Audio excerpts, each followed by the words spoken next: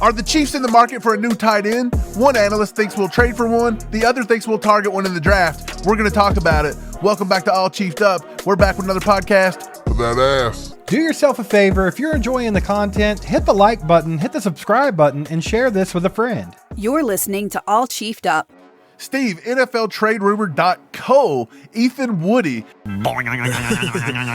said that the Chiefs need to be trading for Eagles tight end Dallas Goedert. He says the Chiefs need to throw over a 2025 fourth-round pick and receive back Dallas Goedert because Kelce's days are numbered in Kansas City. And although this doesn't fix it long-term, it's a nice stopgap. What do you think about it? Mike, this idea is asinine to me. I don't think Dallas Goedert's the route that the Chiefs want to take here. I mean, he's been in the league for 7 years now, and he's only cracked 600 yards 3 freaking seasons out of that. And probably a good reason he hasn't done that is he stays injured. That's the last thing the Chiefs need is to invest in a $57 million tight end that can't stay on the football field. Since he started his career in the NFL, Mike, I'm just going to read you a bit of a list, but tell me what you think about it. He had a hamstring pull, left calf strain, hand thumb fracture, pedal ankle fracture, left calf strain, head cranial concussion, shoulder injury, arm forearm fracture, thigh hamstring pull, knee unspecified. This kid is always injured. It says that he's projected to miss at least 3 games in 2025. He has a 76.4% chance of injury this year. Right. Anybody that trades for Goedert would have to inherit the remainder of his contract.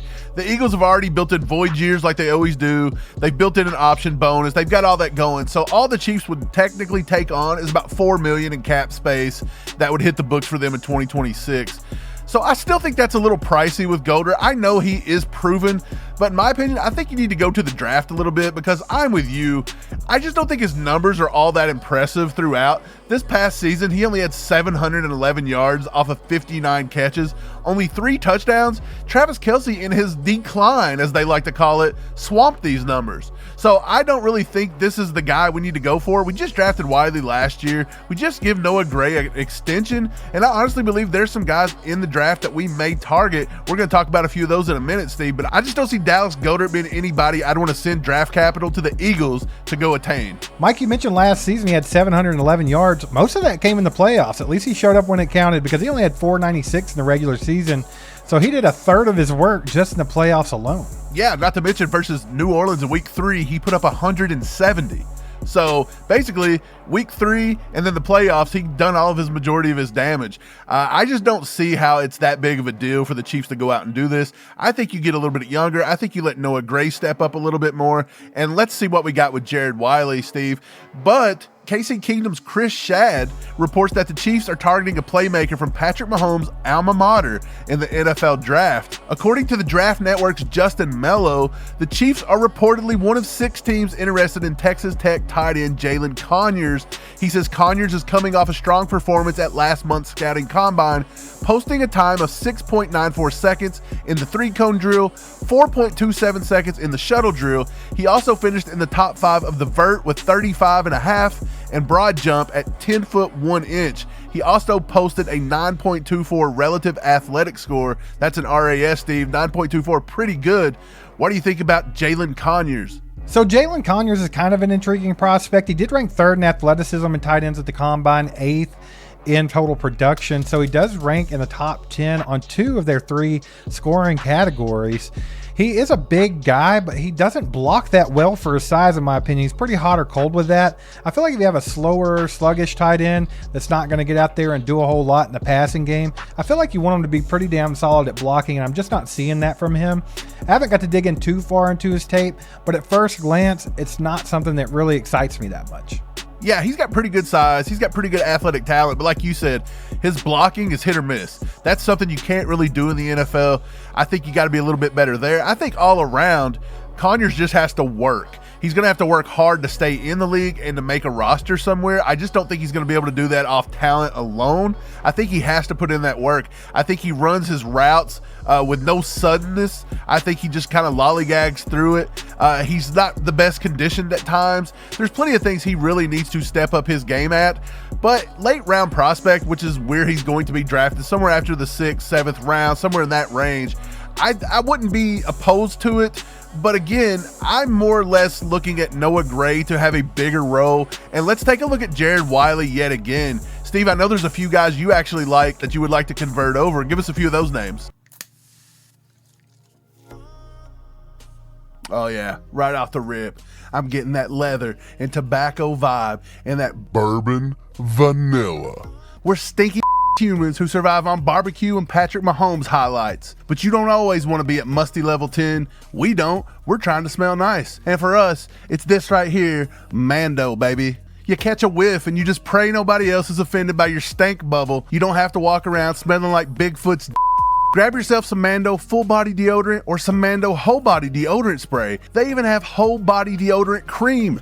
You have no reason to stink. It was created by an actual doctor who wanted to stop the misdiagnosis and mistreatment of odors. So do you want to try America's #1 whole body deodorant formula? Of course you do. You can find them at Walmart, Target, and other retailers across the country. But for the best deals, go to shopmando.com. You can pick up a Mando starter pack. It's absolutely perfect for new customers. It comes with a solid stick deodorant, cream tube deodorant, 2 free products of your choice like a mini body wash or deodorant wipes, and you get free shipping. New customers get $5 off a starter pack with our exclusive code. That equates to over 40% of your starter pack when using our code ACU to shopmando.com. That's SHOPMANDO.com. Please support our show and tell them we sent you. And if you don't love it, they'll give you a full refund up to 60 days later. That's how confident Mando is that your balls won't stink. Go to shopmando.com and use code ACU to get 40% and free shipping off your Mando starter pack. Smell fresher, stay drier, and boost your confidence head to toe with Mando.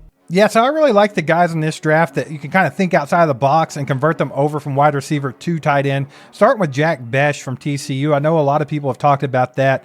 He is a very good receiver. I think he could do a lot of things that Travis Kelce does in the pass game. The problem with Besh is he is only 6'1", 214 with 9-inch hands. He's not like the biggest guy to be a tight end, but I really like Isaac Tesloff from Arkansas. This kid's 6'4", 214. He has 10-inch hands.